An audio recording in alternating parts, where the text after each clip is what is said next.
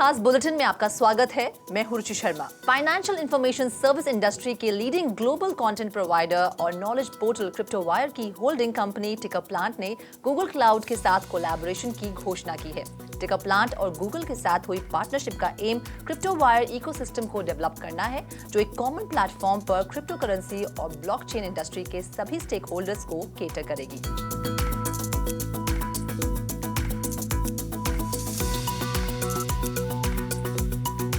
Fed rate बढ़ाने के डर से बिटकॉइन $40,000 से नीचे फिसला। बिटकॉइन के फिसलने से हो सकता है कुछ बिटकॉइन माइनर्स को फायदा।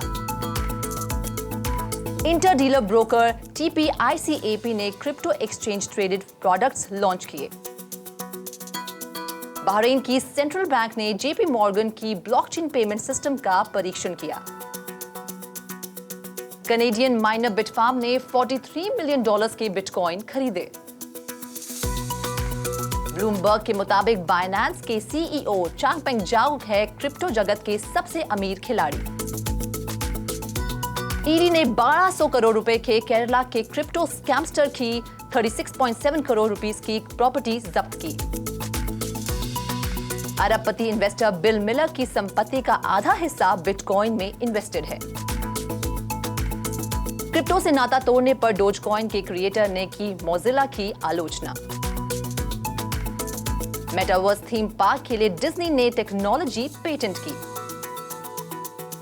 फेड रेट बढ़ने के डर से रातों रात बिटकॉइन का प्राइस गिरकर $39,670 तक पहुंच गया है, जो कि सितंबर 21 से इसका सबसे लोएस्ट लेवल है। ऐसे में गोल्डमैन सैक्स को उम्मीद है कि 2022 के अंत तक फेड की वजह से बोरोइंग कॉस्ट में कम से कम 4 गुना हाइक देखने को मिलेगी, जबकि पिछले 3 दरों में बढ़ोतरी की प्रेडिक्शन की गई थी।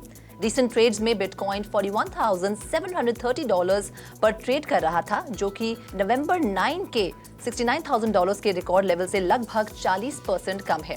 दूसरी तरफ कुछ टेक्निकल इंडिकेटर्स बिटकॉइन में और ज्यादा गिरावट देखने की ओर इशारा कर रहे हैं। कुछ मीडिया आउटलेट्स ने इम्पेंडिंग डेथ क्रॉस के बारे में बताया। दरअसल डेथ क्रॉस एक टेक्निकल इंडिकेटर है जो तब अपीयर होता है जब 50 डेज की मूविंग एवरेज 200 डेज की मूविंग एवरेज से नीचे गिर जाती है। बिटकॉइन और अन्य लीडिंग क्रिप्टो करेंसी के लिए मार्केट सेंटिमेंट को मेजर करने के लिए डिजाइन किए गए tool fear and greed index के मुताबिक बाकी बड़ी crypto currency extreme fear zone में है। हालांकि इसमें जैन 8 की तुलना में मॉडरेटली बढ़त देखने को मिली है। पिछले 24 घंटों में 2% की गिरावट के साथ total crypto market capitalization $1.93 trillion तक गिर गया है। क्रिप्टो स्लाइड में इन्वेस्टर्स और क्रिप्टो माइनर्स को हो रहे भारी नुकसान के दौरान कुछ लोगों को इसका फायदा भी मिल रहा है।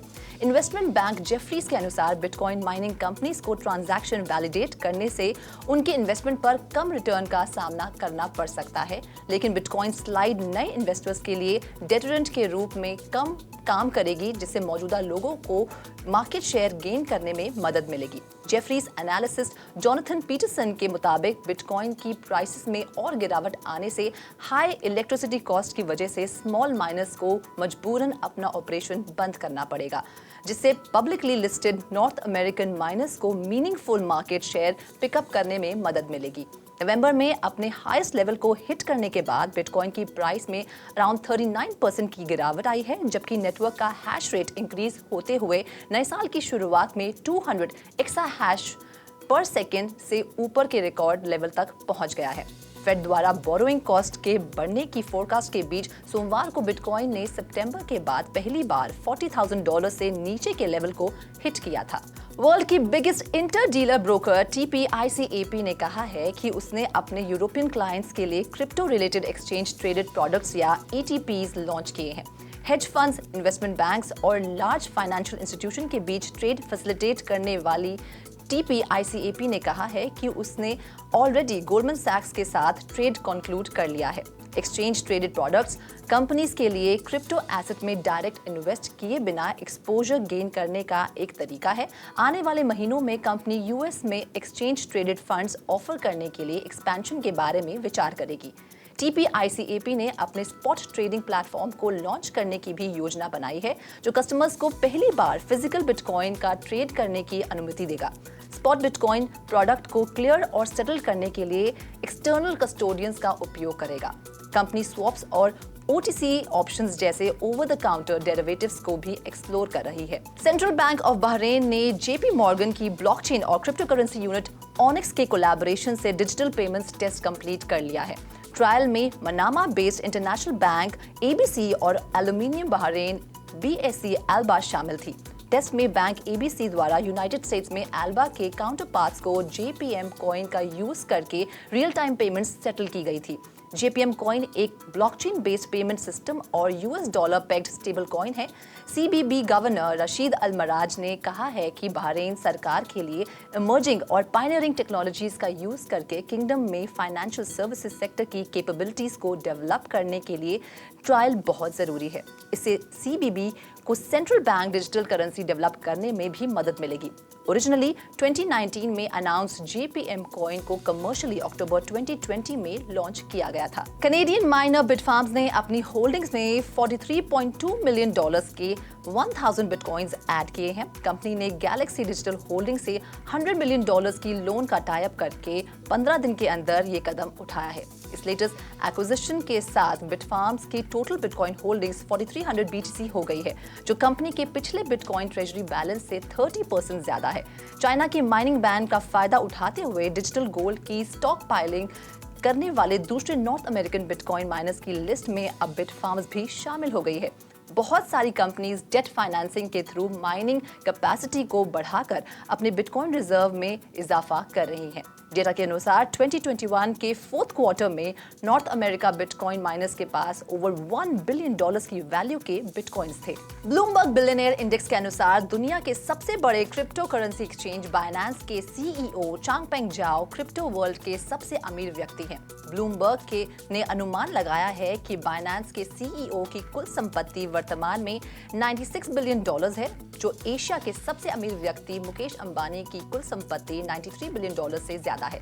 एनालिसिस का अनुमान है कि जाओ का फॉर्च्यून और भी ज्यादा हो सकता है, क्योंकि उनकी क्रिप्टो करेंसी होल्डिंग्स के बारे में बहुत कम जानकारी है। एज अ टीनेजर मैकडॉनल्ड्स में काम करने वाले क्रिप्टो करेंसी टाइकून अब तक अपने फॉर्च्यून के साइज पर कमेंट करने से कतराते हैं, लेकिन वे अपनी पूरी वेल्थ को डोनेट करने की योजना बना रहे हैं। FTX के CEO सैम बैंकमैन-फ्राइड और कॉइनबेस के CEO ब्रायन आर्मस्ट्रॉन्ग का नेटवर्थ $15.4 बिलियन और $8.93 बिलियन है।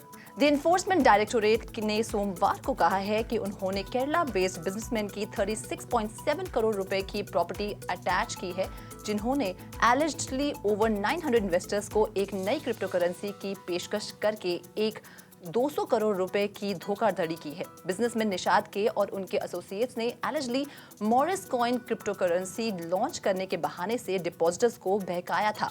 एसेट को प्रिवेंशन ऑफ मनी लॉन्ड्रिंग के तहत अटैच किया गया था, जिसमें निशाद के एक क्लोज एसोसिएट की जमीन भी शामिल थी, जिसे क्लियरली भोले भाले इन्वेस्टर्स को क्रिप्टो करेंसी प्रोजेक्ट में झांसे में लेकर खरीदा गया था। क्रिप्टो वायर ने भारत के पहले क्रिप्टो करेंसी इंडेक्स IC15 को लॉन्च किया है। क्रिप्टो वायर एक ग्लोबल सुपर ऐप है, जिसमें क्रिप्टो टीवी चैनल भी शामिल है।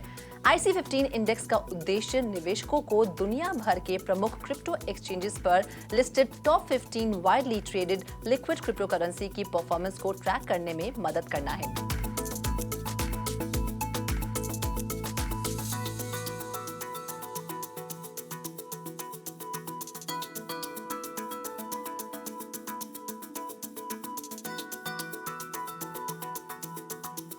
इस खास बुलेटिन में फिलहाल इतना ही। आप देखते रहिए क्रिप्टो टीवी।